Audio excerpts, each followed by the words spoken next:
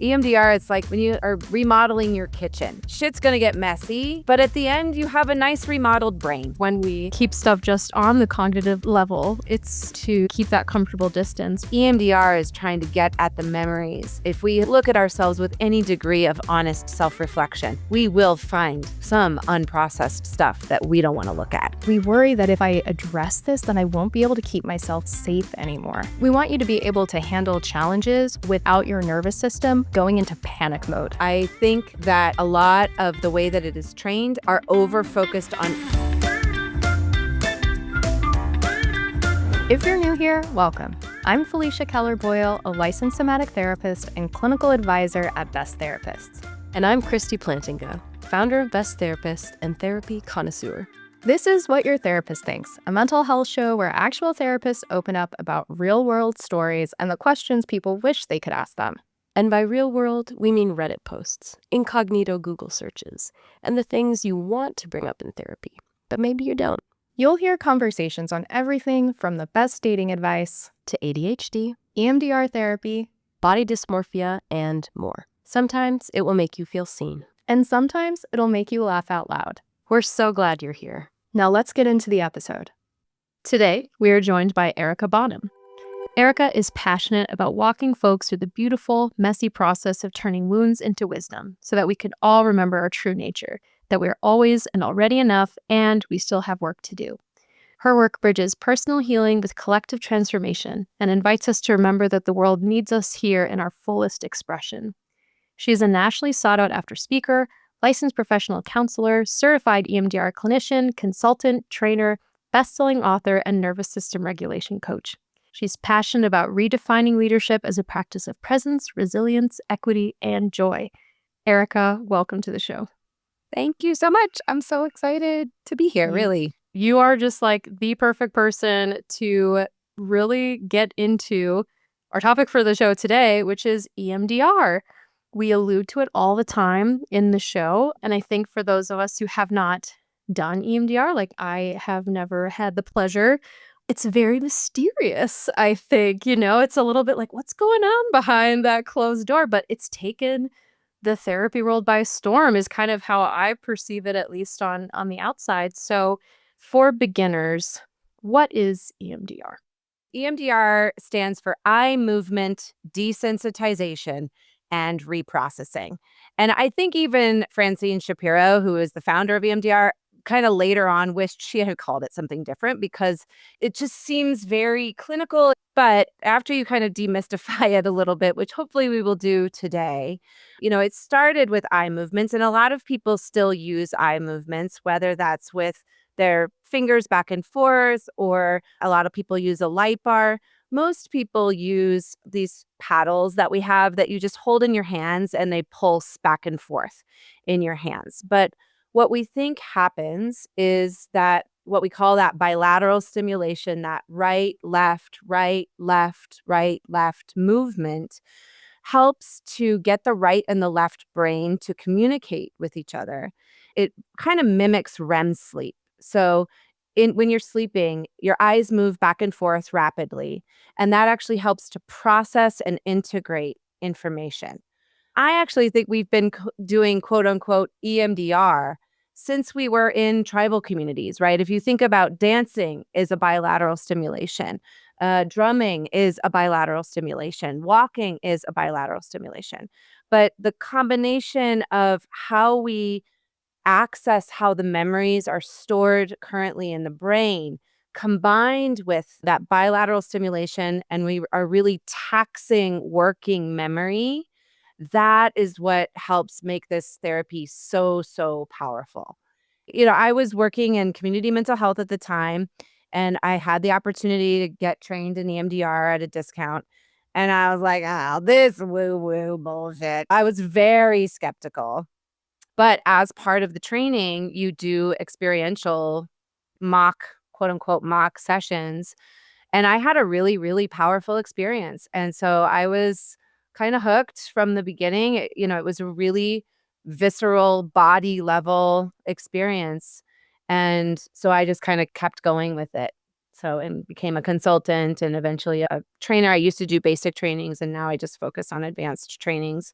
So what it sounds like you're saying, Erica, is that one of the key features of EMDR is that the person who is doing EMDR is creating this bilateral stimulation, whether it's through moving their eyes back and forth or through holding something in their hands that's like creating sensation alternately across each hand, right, left, right, left. Also, sometimes therapists will have their clients use tapping. My old supervisor, she would call this like the butterfly hug, right? So you crossing your arms across your body and then tapping back and forth. So you're saying that combination of bilateral stimulation, which helps integrate the brain Right. across its hemispheres and accessing your working memory at the same time, right? That's what's really unique and special about EMDR. And maybe also what makes it different from just like the bilateral stimulation that we just might experience in our day to day lives that can be super healing, like dancing or drumming in community. But there's something about using it in a therapeutic way super intentionally, right? Where we are doing that bilateral stimulation and accessing memories at the same time. Exactly. Right. What does the research say about EMDR and how effective it is? So, what we can really see on PET scans is before EMDR, there's overactivation in the amygdala, the bottom parts of the brain, and in the limbic system. And then there's also overactivation in the right hemisphere of the brain, the emotional part of the brain, Why the right hemisphere? because trauma is stored in the emotion. It's stored in the feelings and the sensation of it. And so when you have unprocessed trauma, especially over time, the ability to logic your way through it doesn't really work, even if we know better. Most of us know. Most of us have psychoanalyzed ourselves, right? Most of us have kind of figured ourselves out on a cognitive level. But there are parts and patterns of it that are stored in the deeper levels of the brain, in the deeper levels of the nervous system, in the body that really require something like EMDR, which we consider to be a bottom up process rather than a top down process. And so after EMDR, we see a lot more integration on brain scans between the right and the left hemispheres and integration between the bottom and the top parts of the brain, which is so amazing. What you're saying is also reminding me of the work of Dan Siegel, who talks a lot about the brain's ability and the mind's ability to distinguish between different things and how important that is to be able to like look at two different things as being two different things, but the importance of being able to integrate. And what I'm hearing right now is like so much of the power of EMDR is that integration. Now, you mentioned it being a bottom up approach rather than a top down approach. Could you just say a little bit about what that means for folks who maybe have never heard that before? Sure. So top down is like you are working with the cognitive, right? So you're working, the frontal lobes are our most evolved parts of our brain. We are thinking. So things like CBT, cognitive behavioral therapy, that really works with thoughts, with thinking. And that's really more of a top down approach. And I'm not saying we should throw it out. There's value in both directions, but you're working with thinking first, and then you're kind of hoping that the rest of the body catches up, right? But with bottom up, you're really working with the sensations first itself. So you're going toward the body, you're going toward the pain, you're going toward the thing that CBT might have you talking yourself out of, really, right? So if your negative belief about yourself, which EMDR works a lot with, is I'm unlovable or I'm not enough or I'm powerless or, I'm not safe. CBT might have you create some anchor thoughts like, I am lovable. I am powerful now. I can make different choices now. But actually, EMDR is going to go, okay, let's go toward the part of you that holds I'm not enough or I'm bad. Where is the memory? Where's the root source of that? And that actually goes down and in and toward and through the pain to help alchemize and digest it on a deeper level. I almost view it as an infinity sign. It's like we need bottom up, or what I would actually call kind of a descending path work, right? Like the down and dirty, the shadow work, the deeper work. And we need the ascending path work, the things like let's create more positive thinking. I would actually invite a more embodied approach to that, right? Rather than neurotically repeating, like, I am lovable, I am enough, I am whatever, right? How do we actually embody that? And we're not going to be able to believe that on a deeper level unless we have digested some of the things that have caused us to believe the lies and the negative patterns in the first place.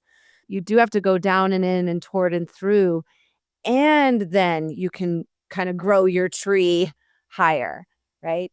Yeah, so much of trauma is body-based, it's somatic. So, if you're listening to this and you've been dealing with the way past traumas are kind of playing out in your life, how they're affecting you day to day, and you've tried talk therapy and you've tried CBT and it's not really getting at it, then a more somatic-based practice, a modality like EMDR could be more effective. So always consult with a medical professional, with a licensed therapist in order to decide what direction you should go.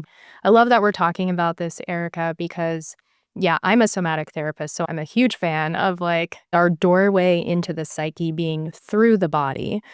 Yeah, it's been so powerful for me because I was such a heady person personally. Like I was what you were describing. I could think about it all day. I did have it figured out in my mind, but my body was having a completely different experience. When I started to engage in somatic practices, that's when things really, really began to shift.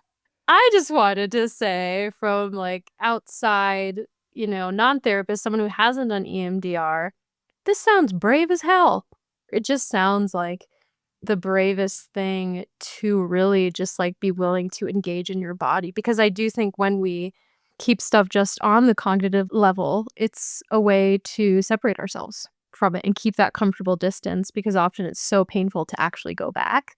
So anyone who has done EMDR listening to this, I like, love that you said that. Like, you can go to therapy for years and years and years and just swim around on the cognitive and swim around in what happened at work that week. And you're probably not going to get a lot of deeper transformation. So it is hard and it is brave.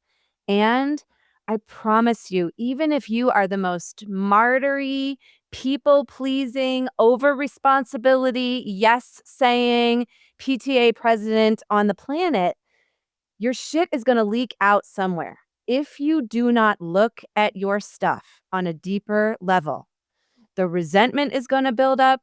You are going to lash out somewhere. In the trauma triangle, right? We have the victim, martyr, perpetrator parts. And so even if you lean heavy on the martyr, rescuer end of that, you will bounce into bully. You will lash out at some point, or you will dip into like feeling super, super powerless and like nothing is ever going to change. Your therapist is only going to take you as far as they've gone themselves. And so I would say the thing that made me a really effective, I hope, EMDR therapist is doing my own work, is doing my own EMDR and really getting to those deeper layers. So trust your instinct, right? Find somebody that you trust isn't just talking the talk, but is really doing their own stuff. That makes me think, Erica, that it would be totally reasonable if you are a client who's looking for an EMDR therapist to ask your therapist if they've also done EMDR, if they've been on the receiving side of that kind of therapy. And I also just want to make a plug for asking your therapist questions. One of the things that I would always say to my clients is that, hey, I'm going to be out here like asking you so many questions. Like our relationship is going to be like a lot of it is me asking you deeply personal questions, which by the way, you do not have to answer. If I ask you a question and you don't want to answer it, you totally like have permission to not answer it. Likewise, you can actually ask me anything you want. And I, also get to decide if I want to share that information or not. But like this could be a really good question to ask a therapist if you're on the hunt for an EMDR therapist. Ask them, have you done EMDR therapy? And they don't necessarily have to tell you what it was about, right? Right. But just knowing that they've done that that might be reassuring. That gives you a sense of they know what it's like to be on the receiving end of that.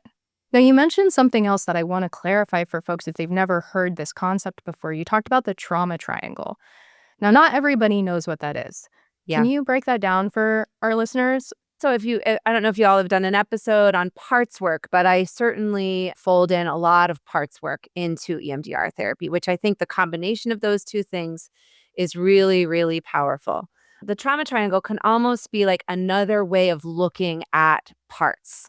And so we all have different parts. We have parts of us that hold the pain, parts of us that are more exiled, that maybe are unhealed child parts that hold dependency, victimization, shame, right? And so in the trauma triangle, that might fit under the category of victim. And that's different than recognizing that you have been victimized. That is different than organizing your whole identity around capital V victim of like, nothing is going to change. I'm powerless in all areas. I have no choice points anywhere, right? That's the distinction between those two. And then we have protectors, right? We have manager parts. Because if we stay in victim, if we stay in exiles, we will frickin' die. So we have to get some power somewhere. And so we develop parts that are like the day to day, like pip, pip now. Come on, we got to get some things done now. We've got to like move. And so we develop critical parts, fixer parts, doing parts, people pleasing parts. So managers tend to fall into mostly they tend to fall into like the rescuer / martyr. We kind of lump those together. People pleasing. Oh, if I don't do it, nobody else will. Right? Oh, are you resting? How nice for you. Kind of thing. And then we might jump into perpetrator. In its most extreme cases, right? It's abuse, it's violence, but it can also just show up as leaked out resentment, right? Or lashing out or slamming doors, or maybe that's turned in on ourselves in addiction or self-harming behavior. So EMDR is based on what we call the adaptive information processing. And so we try to look at things through how was this adaptive, right? How did this try to get you a little bit of power or safety or control, even if it was sort of toxic? How did it maintain some kind of belonging or connection to your caregiver or to your main relationship?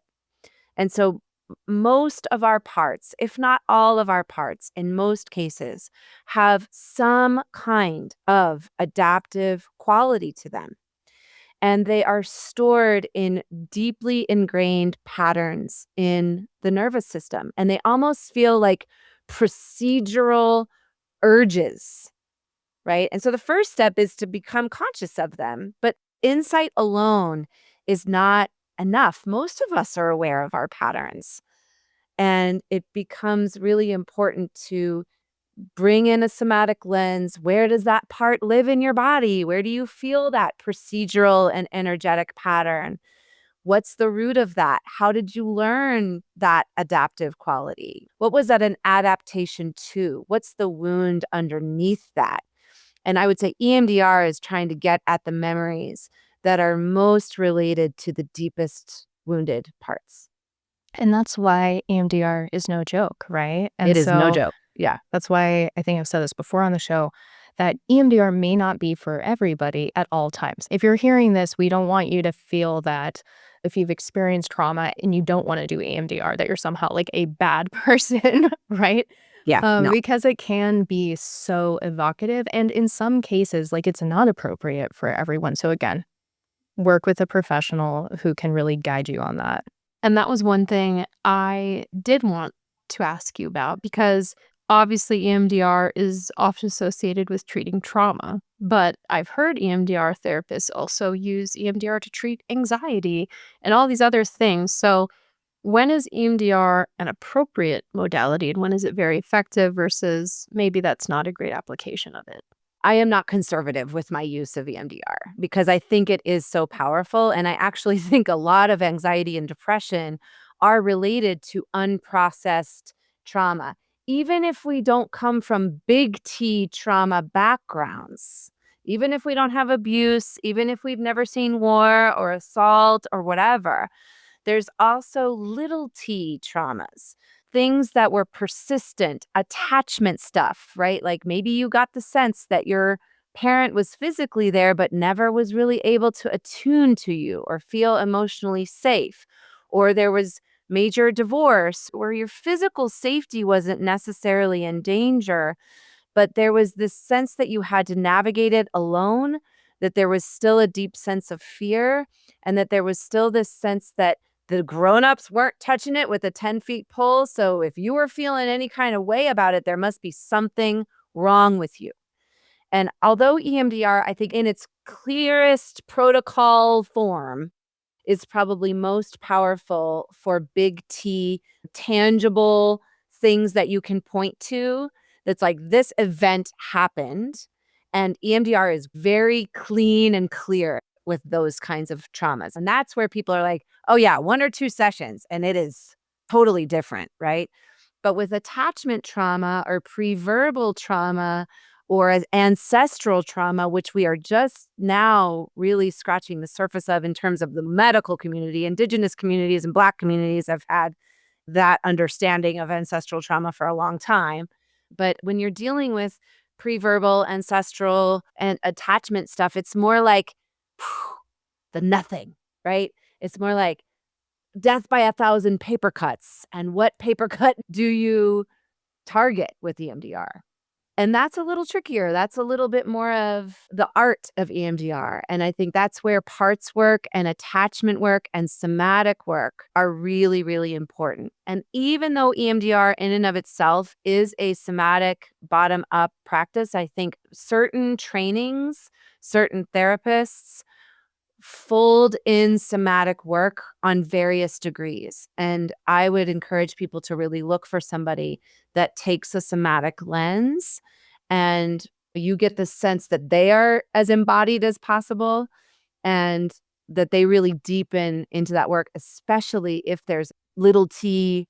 I don't really know what's going on. I have a lot of people that come to me that's like, I just feel anxious. I don't really have a whole lot of trauma. And then as we peel back the layers, we start to see the parts and what might be at the root of that. And then we fold EMDR in, and it's quite powerful. My sons, their friends come over like, oh, Miss Johnson gave me a B and it was totally traumatic. I'm like, okay, now hold on a second here, y'all. Let's not enable fragility. But yes, trauma is subjective. And if it's persistent and it happens over time, and one body might go through an experience and really develop strong PTSD qualities, and this another body might go through a very similar experience, and depending on their ancestral history, depending on their pre-verbal history, depending on their attachment, might experience that in a totally different way and not develop PTSD at all. So, yeah, I think it's important to use discernment and to not throw trauma around for every terrible thing that, every slightly uncomfortable thing that's happened. And yes, I do think most of us have unhealed stuff that if we look at ourselves with any degree of honest self-reflection, we will find some shadow, some unprocessed stuff that we don't want to look at. So, Erica, I think you make a really good point about just understanding trauma in our own lives. Ultimately, it is a subjective experience. Like you said, different bodies experience the same situation differently, and one person might have a trauma response to that experience, while another person might have a completely different response, right? So if you want to hear more about just trauma in general, we have a great episode on that with John Lee from back in season 1. So what I'm hearing is if we take EMDR maybe less in the rigid sense, take different parts of it, then it could be more broadly applied to other things like anxiety, depression, knowing that all of this obviously coexists a lot of the time anyways. I think it really depends on the therapist and the client and co-creating that together. And really, we kind of say in the EMDR world, even if you're not holding paddles, I'm doing EMDR with you because I'm viewing what is going on in the lens of EMDR therapy. And my lens usually holds that whatever is happening in the present moment likely has some root to it. It's not just about brain storming and solving the problem. If there's an activation here that's big, there's likely something underneath it that is undigested. And so even if I'm just talking with you, in my mind, I'm still quote unquote doing EMDR therapy because I'm history taking and I'm preparing because it's an approach to therapy. It's not just the reprocessing. And so actually, I think that's really important because we were talking about like, oh, this is really powerful. This is no joke. I'm sure there are lots of stories of people really being harmed by EMDR. And I would say that that is likely a result of a lack of nervous system resources and preparation of somatic resources. And so a trained and skilled EMDR therapist is going to do a history taking, not like what is every terrible thing that has happened to you, but more of like, what are you really good at? Likely whatever your strengths are might also be part of the block, right? So like if you have a really good push through attitude, the shadow side of that is that it might be really hard for you to hold compassion for the part of you that has held the pain. What are the parts that are going to show up when you get close to pain that are going to move in to protect you? And what are the resources that are actually going to be able to help you both step into pain and not re-traumatize your system, as well as step out of pain and put it away at the end of session, have some healthy containment, not a repress it, we're going to forget it forever box, but I need to take a break and I'm going to come back to you when the time is right practice. There's a lot of preparation that goes in. We're not just jumping in to the deep end of your pain with no preparation. That would be obviously really unethical and harmful and not trauma informed. And this is a perfect transition to actually my first story from Reddit. So I'd love to get into that. Okay, this is in the subreddit EMDR. Cleared core trauma. Right now, it feels worse. First of all, this is something to celebrate. I cleared a CSA, childhood sexual assault memory, down to a 0. I did not think it was possible. It took 9 months of EMDR/IFS twice a week, but it's actually gone. When I think of it, it's just a clear white room. And I'm sad about it, like it happened to someone I know really well, but it doesn't flood me. It is possible. Applause emoji. At the same time, my whole system is in shock, exhaustion, and terror since the EMDR session. The fear levels are so high that any thought, looking at my watch or thinking what's for lunch, sends me into a catastrophe and despair spiral. I've been crying, having nightmares, spent a whole day doing outdoorsy things with the goal to release this tremendous energy I have in my body, but it's not working. EMDR session had been 3 days ago. I feel like my whole system was holding a heavy object, like a stone in a tote bag, which was giving it shape. And now since the stone is gone, it lost its shape, function, and borders. I can feel how the buried architect/child part responsible for CSA survival is in panic. Other manager parts as well. I'm doing my best with grounding techniques for the dust to settle and this to pass, but it feels like shit. Are those buried emotions surfacing yet more? Is it the system trying to figure out who we are since CSA is not in the cards anymore? I would love some support and guidance. How did you feel when you cleared such a big trauma whale? Well, first, I'm just kind of holding that client with love and support. I don't know if that person's probably won't hear this episode, but I'm just sending them good energy because it is really hard. And obviously, I don't know. I can't know without exploring more and having the nuance of everything more. But a couple just thoughts come into my mind. The first is our whole identities can be organized around traumas, right? And even though I talk about it in the beginning, it always catches people off guard. But I always try to give some informed consent that, the first step of this is psychoeducation. The second step is resourcing and preparation. The third step is like going towards and down and in and through. And the fourth step is like, who the hell am I without this trauma? It's like re-identification work. And so maybe part of what is happening is like her whole system is recalibrating who she is.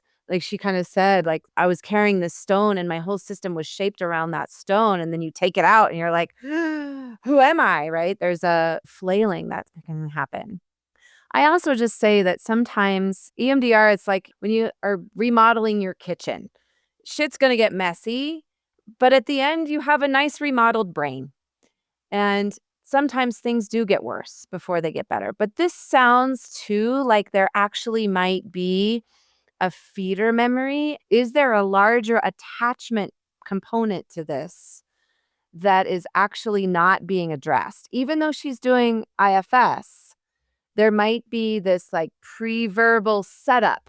Like, what was the circumstance? Did people believe her? Was there conversations of, hey, this is what is appropriate touch and what isn't appropriate touch? And, I grew up in the 70s and 80s, and my mom was actually ahead of the game. She was sort of having those conversations with us, but a lot of parents weren't, right? And still a lot of parents aren't, of like, hey, this is what safe touch is. This is what's not, consent, etc. Even if her parents are lovely, did the best they could, there might still be an attachment component to this that is a deeper, more widespread wounding that hasn't been addressed.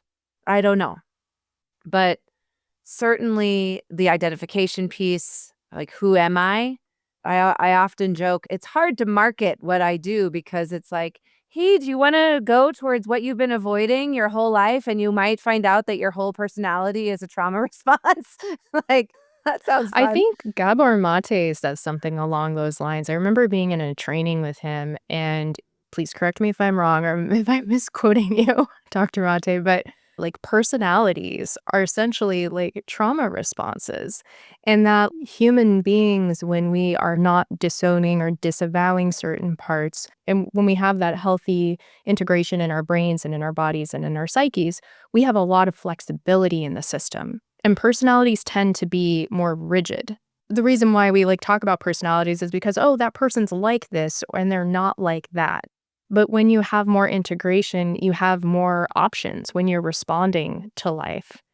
And so your personality even becomes a little less relevant. That's not how you're moving through the world. You're moving through the world, meeting each moment with presence and flexibility and seeing what's called for in that moment. What is the most helpful response to what this moment is requiring from me? Yep. I love that. And I really think that my larger view of healing, of transformation, and what I see EMDR playing a role in is to help you become more of who you really are.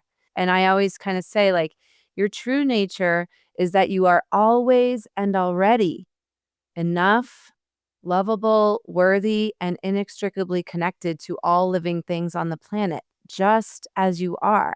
And actually, not even lovable. You just are love. You are awareness itself. You are spaciousness itself. You are energy itself. Alongside of that, we all have shadow. We all have humanness. We all have ancestral stuff. We all have work to do. And so it's just this continuous becoming more and more of who you really are. And I'm with Gabor Mate, and our quote unquote personalities become less important, really, as we are digesting and just meeting the present moment with clear lenses. And trauma thwarts that, right? Trauma is sort of this like fucked up ball of yarn around our true nature. I think of trauma and the habits and responses that we develop to trauma and then get kind of hardened and calcified over time as something that clouds our view. And it's almost like everything starts to fall into that pattern. I remember speaking with a practitioner, not a therapist, who was giving me some feedback. And he said, Felicia, you have this part and it's really good at identifying problems. It's really helpful in this one area of your life, but in this other area of your life, it's causing a lot of problems. And they said, you need to do some parts work around that. And I was like, okay, but this part, it's my protector, right? So what if I begin to heal that part or change that part or release that part and I don't know how to keep myself safe anymore? And he goes, that's not your protector. That part isn't keeping you safe. if you begin to heal and work on this part, you won't lose the ability to keep you safe. And I Right. think that's a fear a lot of people have with beginning to heal these different parts of ourselves, because we worry that if I address this, then I won't be able to keep myself safe anymore. And it was 100%. so incredibly encouraging to hear, like, no, I can begin to heal this very quick automatic response I have to certain stimuli. I can begin to create more options for myself and still retain my ability to keep myself safe in the situations where I need to keep myself safe. That just gave me like so much freedom, so much relief. Totally. It gives you more choice. And choice is such a loaded word when we're talking about trauma, right? Trauma is stored in a way that cannot put together chronological time. So something happens and it pings it and it feels like it's happening right now. And you feel like you're 3 years old again. And you feel like you have to go through that procedural, protective, neuronal gutter ball, right? And it's just that procedural thing that happens. I love that you said that. I'm a trauma therapist. And so I'm an Enneagram 4. I'm an adoptee. I'm like real good at looking for what is the problem here, which actually makes me a very, very good trauma therapist. What I've had to develop is celebration, is good enoughness, is what is the positive, what is the identity. And it can definitely show up as some shadow, right? Nothing is ever good enough. The way people show up aren't good enough. I'm always looking for the problems, and everything is going to be filtered through that lens. It's like looking for evidence. I'm going to look for A bunch of evidence. false positives, essentially, and it begins Yes. to make your world smaller. So it's not that Yes. if you begin to heal these parts, like, your life is 100% better and nothing bad ever happens again, or anytime that you perceive something as bad, that's evidence that this part is overactive. Like, that's not true. You will still have the ability to notice things that are happening that you're not okay with, and to hopefully be able to say no in ways that are even more effective than they were before. Again, we're like trying to create a more adaptive response. And you said this earlier, Erica, like the parts that we've developed throughout our lives were an attempt to adapt to that thing that was being thrown at us, right? Like they Right. all have a really good reason to exist. And at a certain Totally. point of time, they were the best we had. It was like the best response we could have come up with. Yep. But as we get older and as we're trying to create more options for ourselves, we start to look at, okay, how can I develop a lot of compassion and understanding toward that part while beginning to create new adaptive responses and ultimately having a more flexible system, which is stronger. When we think about bodies and objects and things in the world, really strong structures are often also really flexible. A certain Yep. degree of strength turns into brittleness, right? Yep. It's important for strong structures to have flexibility. Skyscrapers sway in the wind. Totally. Bridges move. Yep. Trees. Yep. Trees. I think it's so important, the point that you made, Felicia, about developing compassion for those parts, because if we come at these parts like, oh, I got to start setting boundaries. Oh, there's that old pattern again. Like, and you're adding more criticism onto that part, it is not going to shift. The way that they soften, the way that patterns change is through compassion. And I preached this for a long time and I got it to a certain degree, but it's over and over again. I have to learn this, that slow is fast, that criticism is not an effective change agent, coming alongside with these parts. And that doesn't mean that we don't set boundaries with them, with our critics, with our people pleasers, with our whatever. It's like, hey, I love you and you have taken me a really long way. You have done a really good job of trying to keep me safe and keep me connected. And I am driving this bus now.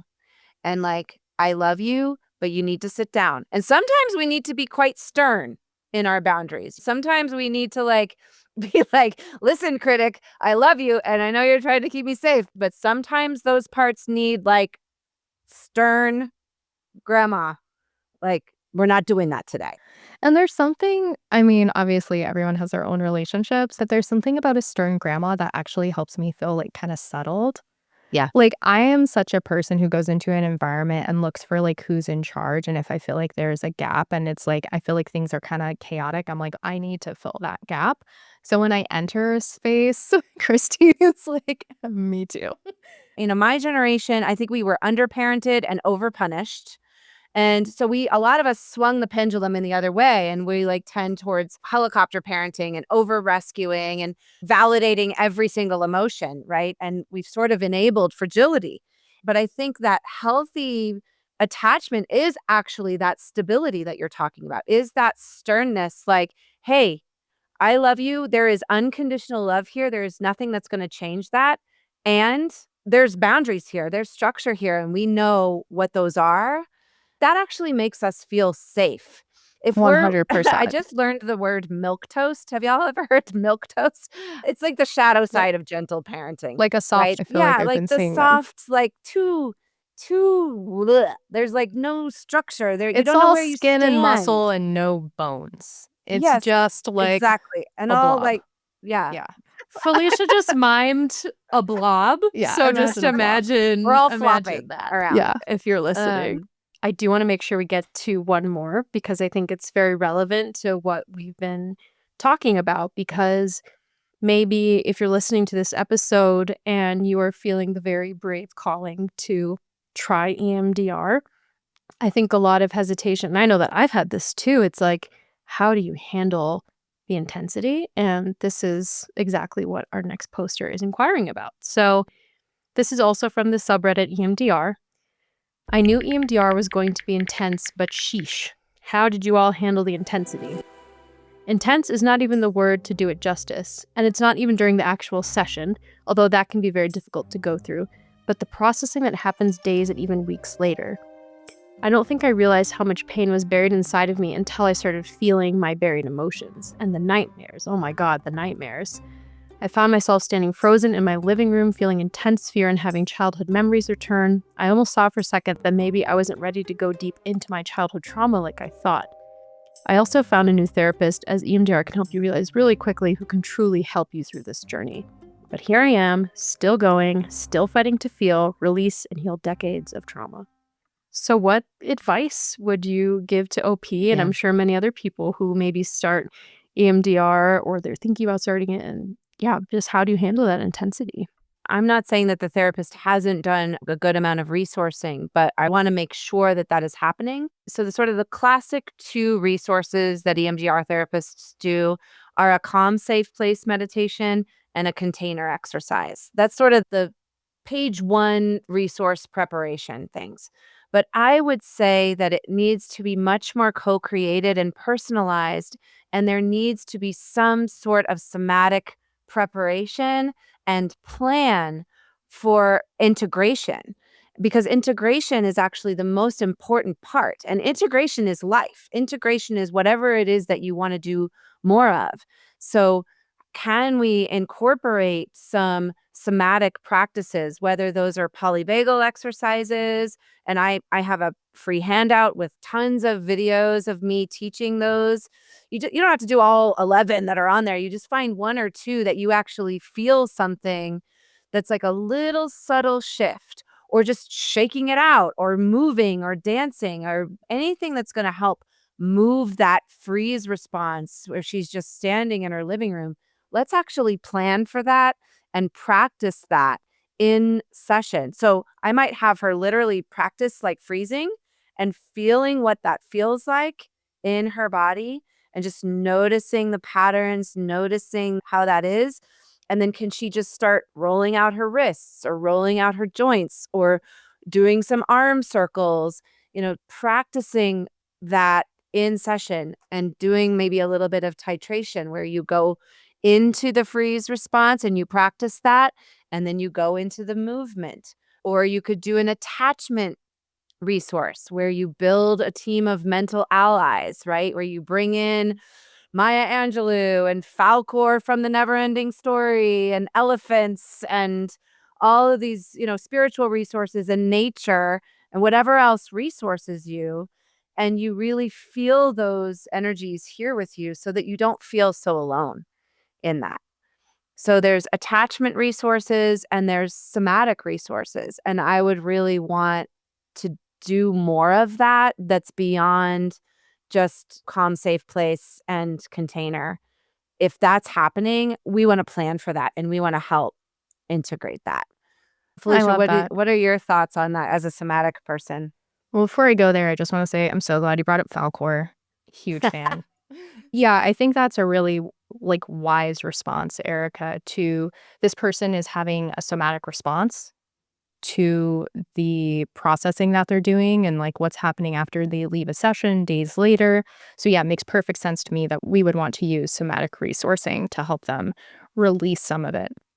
So yeah, I agree completely. You mentioned polyvagal exercises, and a lot of people may not know what that is because, somatic work does have a lot of technical language in many cases because we're talking about the body. We're literally talking about your physical body and Right. how it impacts your psyche. And so when we're talking about like your polyvagal system, we're talking about a literal part of your nervous system. So yeah, tell us a little bit about that, Yeah, Erica. it's a hot topic right now Yeah. because there's some new research coming out that is kind of challenging some of the theory. But I'm just going to keep it very high level. Like the basics are we have a vagus nerve that connects our brainstem to our gut, and it is in charge of like 75% of what's happening in terms of nervous system regulation.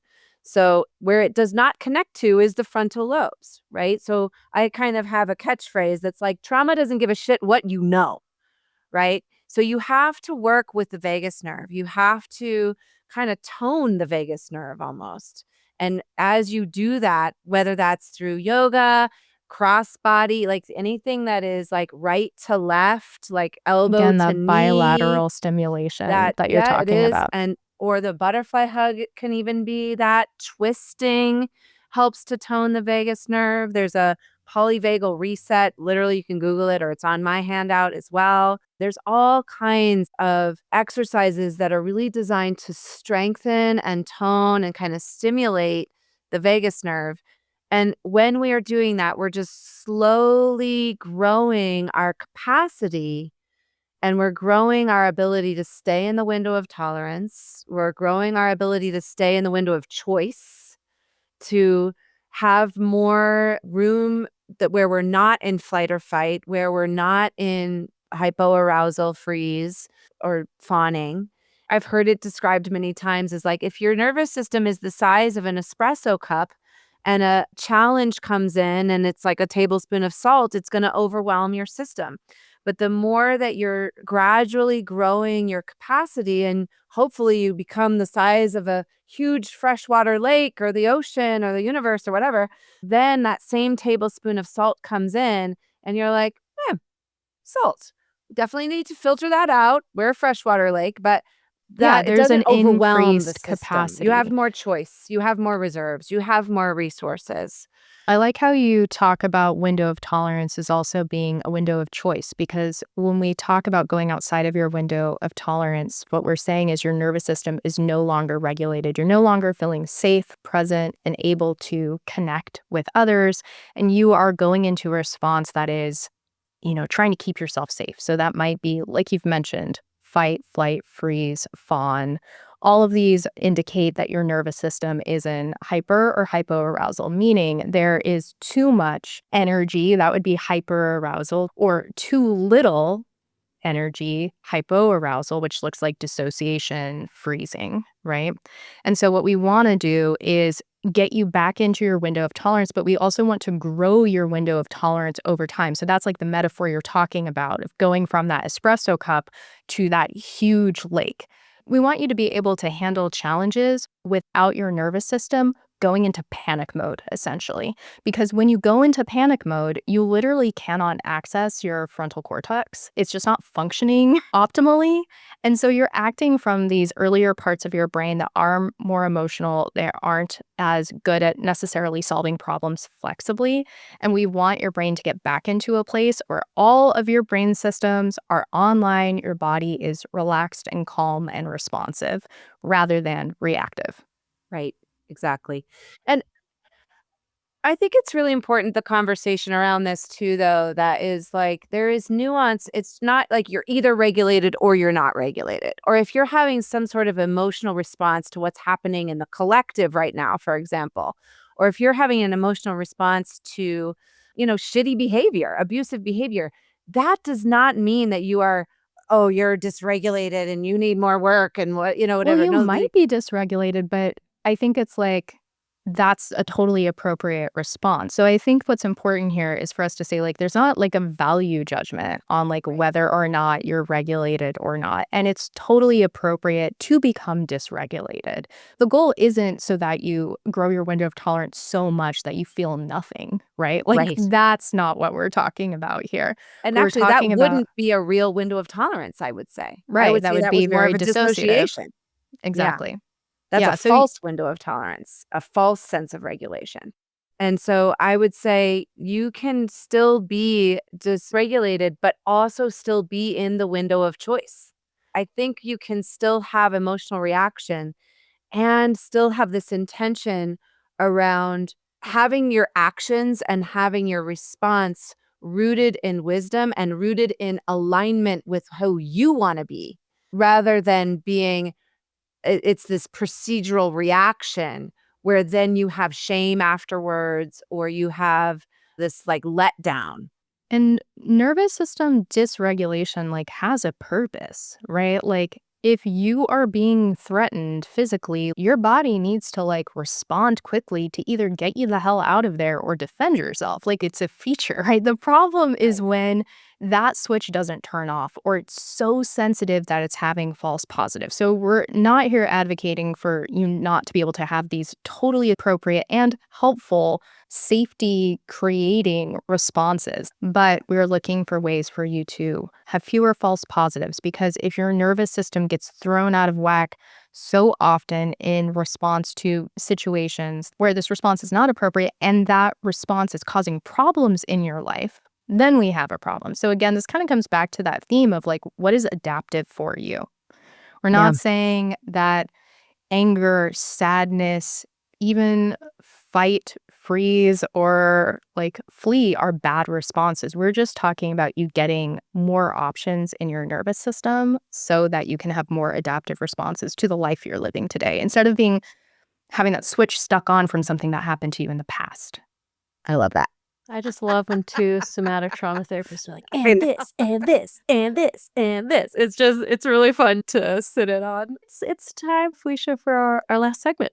So the question is, what is it that you are really thinking with clients, but maybe like you don't say when it comes to this topic? Like, is there anything that you find yourself thinking, but then you're like, oh, but maybe if I was their friend, I would say that, or maybe if I was their family member, I'd say that, but I can't say that. Like, we're not just hanging out. Like, I'm their therapist. Like, No, I say most things. yeah. I find a way to say most things. I think clients are looking for honesty, and it is part of our skill set and our job to be able to deliver honesty, but in a way that still maintains the connection and maintains the safety of the relationship. So if I have something that I would maybe think that the client does not want to hear, first, I'm going to try to get consent. Like, hey, I have some thoughts. Some of them might be a little like perspective offering or a shadow side of this. Are you in a place to hear it? So I think the question that I need to ask you then is, what do you really think about EMDR? Well, I love EMDR.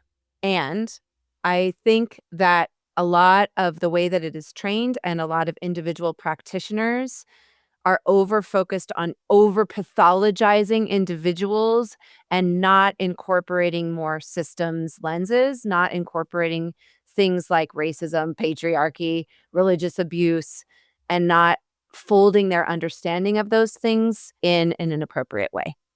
Got it. So like too much emphasis on the individual rather than understanding how like this response that they're having is such a normal response in a really harmful environment and system. Right. Yeah.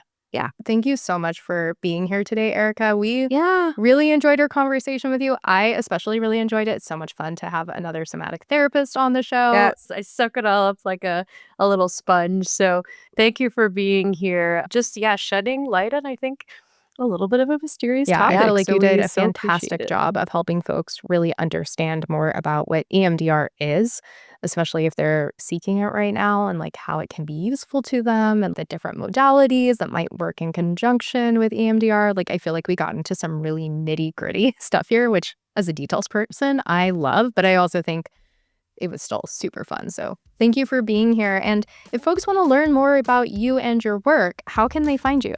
Yeah. So the easiest place to find all things is just the website, which is AVOS, AVOS counseling.com. We're in Colorado, so we can offer therapy to anyone in Colorado. I also have a book called Always Enough, Never Done. You can find that on the website. If you order it from the website, you get a signed copy from me. It's also on Amazon. There's a robot reading it version because I haven't been able to read it myself. So it's accessible in lots of ways. Yes. So, and then in addition to the book, I have a free handout that is 11 somatic polyvagal resources that actually connects to videos of me teaching those so you can see what I'm doing with my body.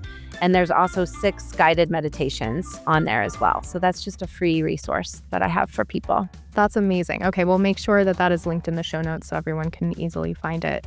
Great. Well, today has been awesome. Thank you again for being here. I'm so grateful to both of you. Yeah, thank you. Thank you so much for listening to this episode. We're so glad you're here, and we hope you got a lot out of it. If you're not already following, hit the follow button or subscribe if you're watching on YouTube. You'll be the first to know when we drop another episode. If you have questions for us, topics you'd like us to talk about, or a comment about what you've heard in this episode, drop a review in your listening app or comment on YouTube. You can also find us on socials at WYTT Podcast for show updates and behind-the-scenes content. Our DMs are open. And now you can join our new Substack community for bonus content.